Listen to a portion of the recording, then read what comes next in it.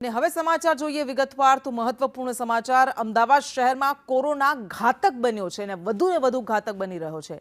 Corona વાયરસથી વધુ એક દર્દીનું મૃત્યુ થયું। 20 વર્ષીય યુવકનું સોલા સિવિલ હોસ્પિટલમાં મોત થયું છે। અસારવા સિવિલમાં 3 દર્દીઓ સારવાર હેઠળ છે। 8 મહિનાની બાળકી છેલ્લા 5 દિવસથી દાખલ છે। છેલ્લા અઠવાડિયામાં 5 કોરોના દર્દી દાખલ હતા। અગાઉ એલજી હોસ્પિટલમાં 2 મહિલાઓના મૃત્યુ થયા હતા। તો અમદાવાદમાં 71 નવા કોરોનાના કેસ નોંધાયા છે। અમદાવાદમાં કોરોનાના હાલ 281 એક્ટિવ કેસ છે। તો આ કોરોના ફરી એકવાર ફૂંફાડો મારી રહ્યો છે, સતત પગ પેસારો કરી રહ્યો છે અને અમદાવાદ શહેરમાં સૌથી વધારે ગુજરાતમાં કોરોનાના કેસ નોંધાયા અને એટલું જ નહીં, આ કોરોના હવે ધીમે ધીમે જીવ પણ લેવા લાગ્યો છે।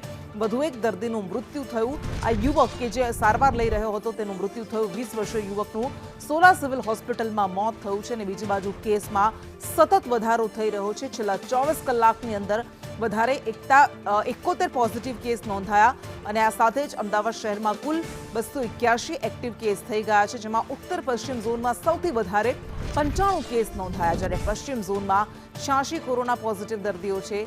સ્ટેડિયમ વોર્ડના 20 વર્ષીય પુરુષનું કોરોનાથી મૃત્યુ થયું છે।